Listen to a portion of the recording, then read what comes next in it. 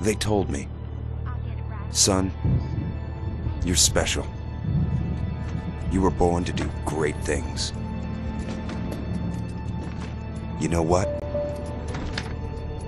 They were right.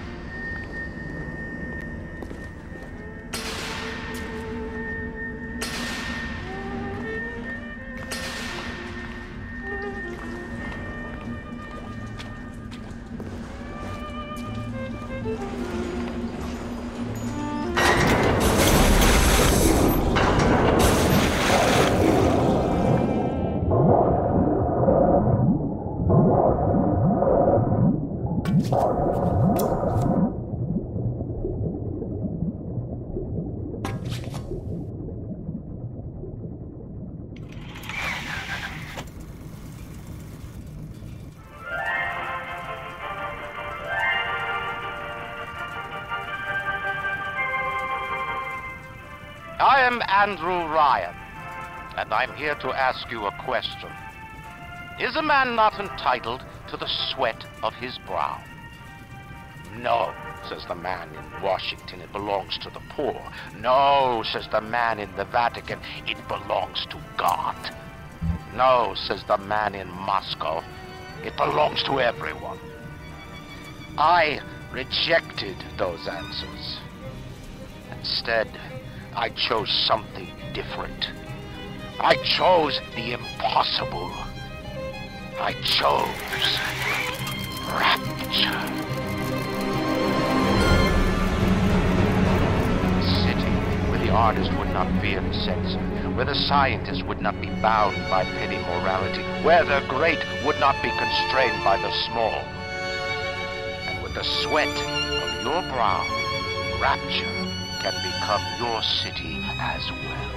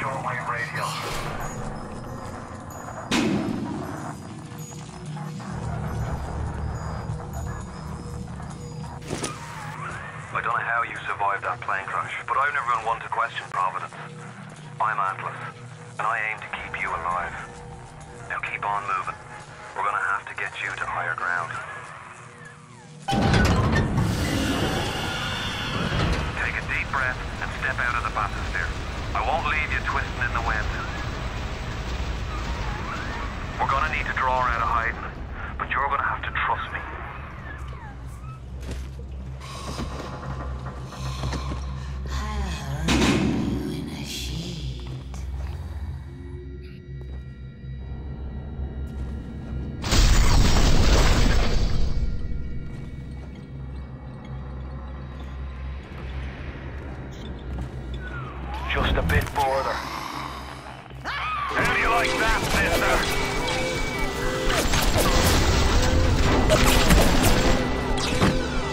Now, would you kindly find a crowbar or something?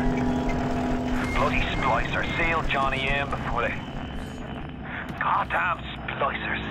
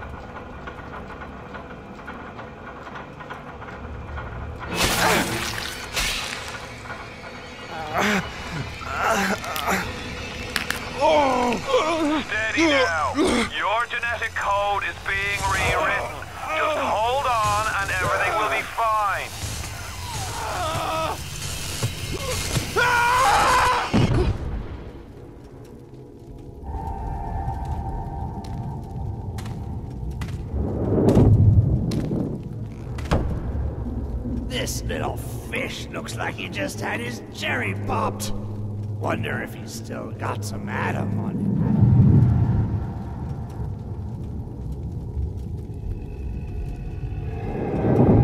Hear that? Let's bug. Weak! You're a weak chopper. This little fish ain't worth towing it with no big daddy. Yellow! Always have been. You'll be no better off with a metal daddy, little fish. See you floating, right?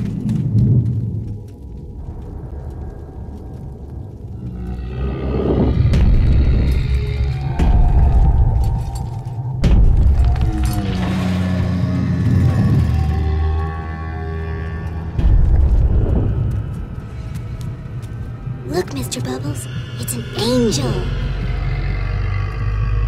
I can see light coming from his belly. Wait a minute, he's still breathing.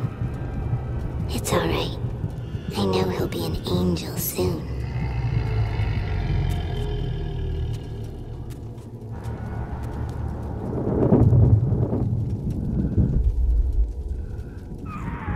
You alright, boyo? First time plasmid's a real kick from a mule. But there's nothing like a fistful of lightning now, is there?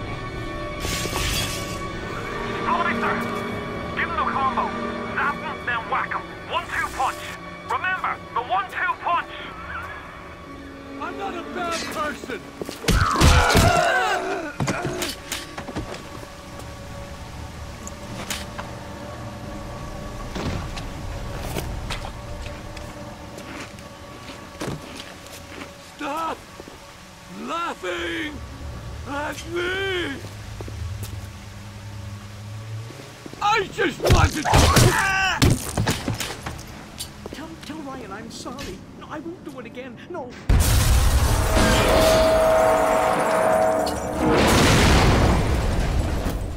All I want to do is call the cops on me? Come on! I just want to talk!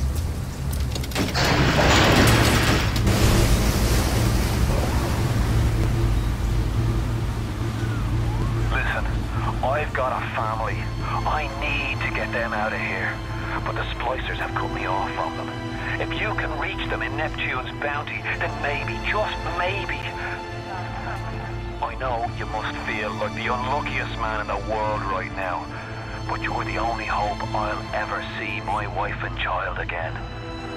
Go to Neptune's bounty. Find my family, please.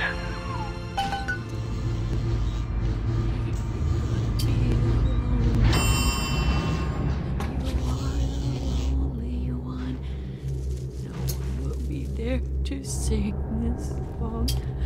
Hush now. Mom's gone. Plasmids changed everything. They destroyed our bodies, our minds. We couldn't handle it. Best friends butchering one another. Babies strangled in cribs. The whole city went to hell.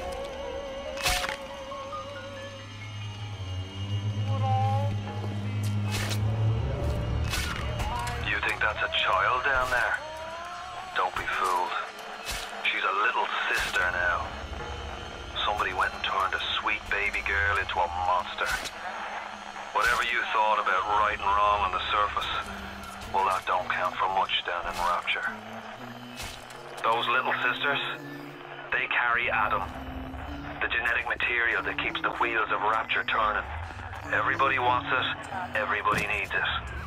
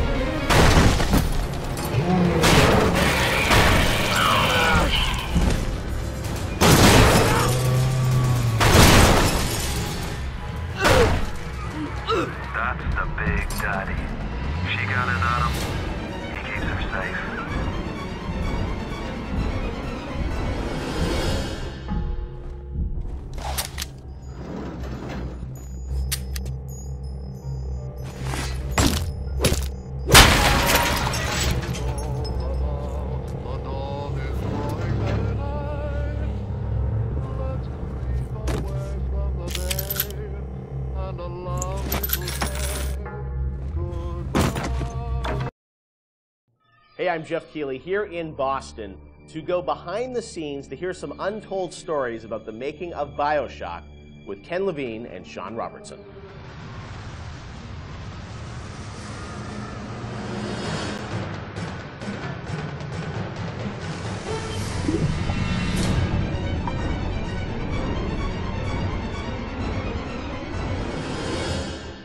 Let's talk a bit about the theme and setting of Bioshock, Rapture. I think a lot of people, when they played the game for the first time, Ken, they wondered, how did you even dream up this place? And I know you've said publicly before that part of the reason you sort of, what led you to Rapture was this idea of fully simulating a place. Tell us about that sort of idea and the frustrations you had with other games where you sort of hit a bound. I think our philosophy was always to do what we were doing 100% rather than try to do something bigger and do it 50% or 40%. So one of the ideas of, and this sort of came from System Shock 2 as well, where you focus on an area that you can really bring to life and you kind of eliminate the questions of, well, why can't I go over the bridge to New Jersey? So we were able to really make a place, I think, that felt believable and real, even though in actuality it was really quite limited. But we just sort of dressed it with all these buildings outside that were all, were all basically glorified fakes. We let the story drive what we needed to show rather than some kind of like predetermined map which we set down, which is a little different than like System Shock 2, where we actually mapped a spaceship out deck by deck. Yeah. Because I don't know what the philosophy felt a little different there, because you want to feel like a real spaceship that was sort of stacked on top of each other. Rapture was free to sprawl across the ocean floor. Although you guys originally, John, were talking about doing this game on a sort of spaceship again, right? Yeah, when we first started talking about what the spiritual successor to System Shock 2 is going to be, Spaceship came up, but again, we wanted a limited environment, and we didn't necessarily want to do Spaceship again. And our first actual exploration of this space was underwater, but ultimately ended up looking like a spaceship. It just happened to have a couple of seaweed fronds outside. And that started to push us towards what artistic statement that we wanted to make this look different, and what rules we were going to set for the world. How at every turn we were going to try to remind the player that they were in fact underwater and that this wasn't a spaceship. And how, like, underwater, we obviously know you did underwater, then sitting in the sky, like where did you come with the idea of like doing this underwater? I think there was probably a conversation. It's like, well, what kind of places could be cut off from other places? Yeah. Like, well, spaceship, summer camp, any island notion, right? Something that's cut off from the rest of the world. Yeah. So you never felt like you should be able to go over that bridge to New Jersey. I don't want to apply some deep and meaningful conversation. I think it was one of those ideas that you just kind of say, and then everybody's, that sounds cool. Let's try that. Let's go for it. And I think it lended itself to having very nice views out the window without having to build an insane amount of unique assets. Right. By today's standards, we still were a small team back then. And there's an expectation that because you're underwater, the view distances are going to be short, so you can really kind of fade out into the fog at a short distance and not have the expectation that, why can't I see forever? So there's a lot of limitations in a good way that we put on ourselves by being underwater, as opposed to, like, if you're on a cruise ship, then you'd expect to see across the water, and we'd have to deal with that. Same thing with an island. Or a city in the sky. Exactly. Which was a lot more complicated, yeah. So you came up with the idea of, let's do this underwater, let's do this sort of isolated place. Then you had to answer the question of, why would someone build this? Is that sort of how it worked, sort of order of operations? You then had to come up with a story to explain? Yeah, I think we wanted a very believable reason why they'd be there. Right. And sort of the necessary isolation of the place sort of led to, well, what kind of person would want to do this? And I wasn't even particularly aware of the sort of political implications of what I was reading, but I've been reading, I had read The Fountainhead. Right. By Ayn Rand, and I mostly thought it was an interesting story. Like, I didn't realize that people were sort of basing their sort of political lives around it, because I wasn't that tuned in to that stuff at that point. And so, but I love the dialogue and the kind of speechifying in it, because you can see a video game character speaking with that kind of certainty and that kind of confident philosophy. It just seemed like a natural kind of thing to apply to this place. And so it just sort of all came together as a sort of who is the guy who would do this? Well, that character. He was sort of this amalgamation of characters from Ayn Rand's books and Ayn Rand herself. This sort of idealistic person who says, well, the only way to do this is to separate from the rest of the world. Right. And that led to Andrew Ryan. I am Andrew Ryan, and I'm here to ask you a question. Is a man not entitled to the sweat of his brow? No, says the man in Washington, it belongs to the poor. No, says the man in the Vatican, it belongs to God. No, says the man in Moscow, it belongs to everyone. We knew from a technical standpoint that we wanted isolation. We also knew to sell it, we needed a compelling storyline, a backstory that why would this place exist? Otherwise, how are we going to make Rapture feel like it's lived in if we don't have the reason for it to be there?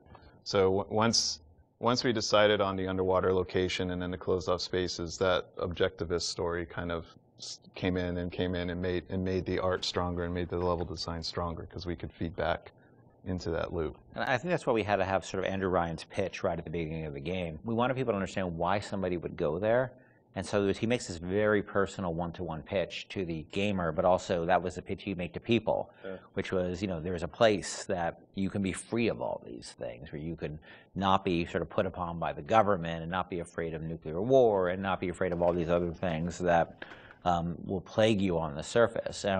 We wanted that pitch to sort of resonate and make sense, because that's, otherwise by the time you got there you'd be like, well, this place is just fantasy, nobody would ever come here. And that the beauty of the place was also tied into that. It had to be a very attractive proposition, or people who would believe that people would go leave their lives and go to the bottom of the ocean. I'm sure in some ways you had to convince the team and enroll them in your sort of vision of who this character was going to be and what the setting was going to be. How did that work, Sean? I mean, did Ken come in and say, hey, I've been reading these books, and I think we could sort of... I believe he just came in one day on a horse and said, Ayn Rand, everybody read The Fountainhead. Exactly. I bought 30 copies of Yeah, I think, here's a 2,000-page book or something. Yeah. Go read it. I mean, it really is more organic.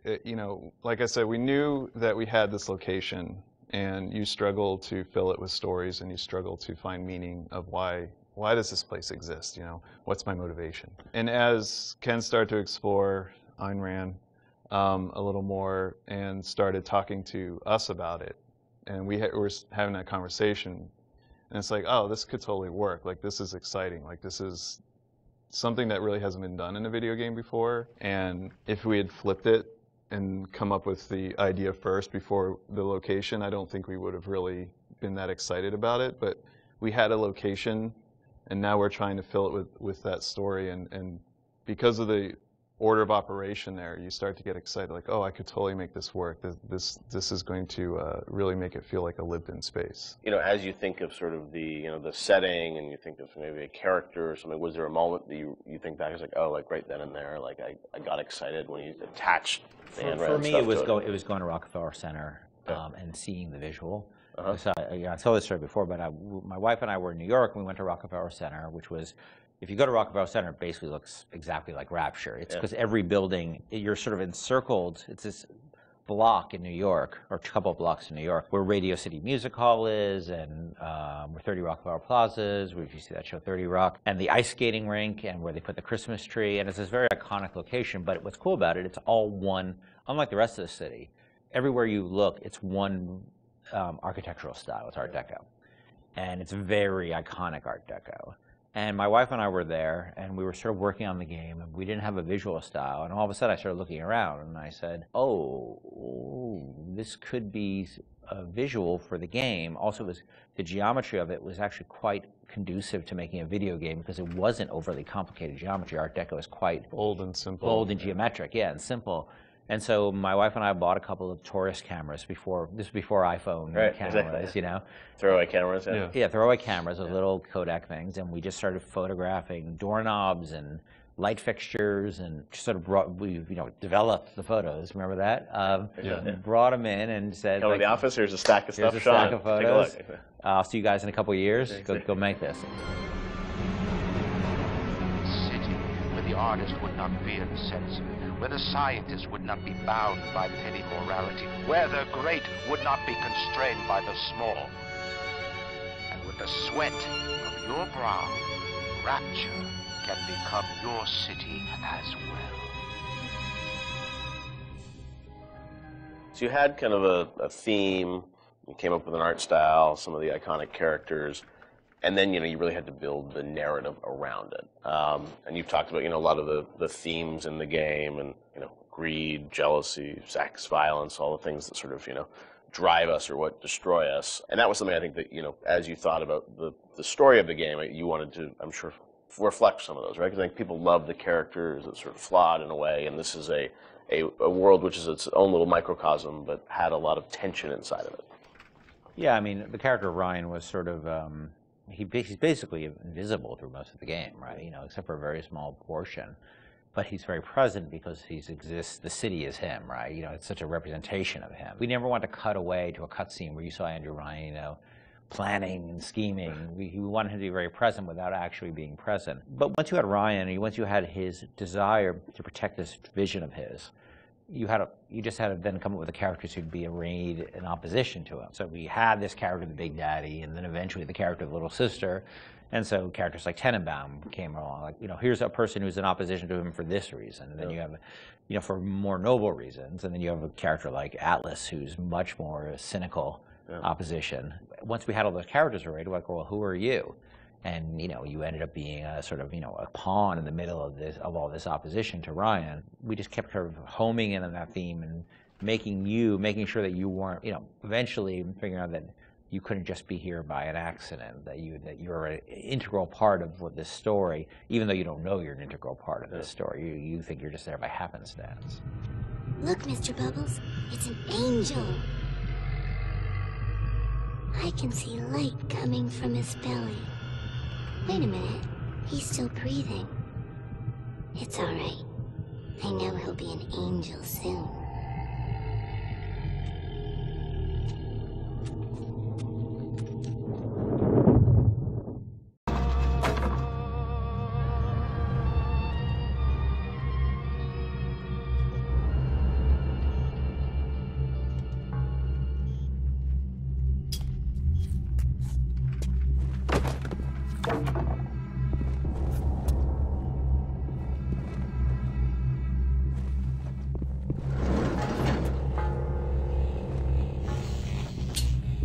It's not like those people. Go, clean it up! Clean it up!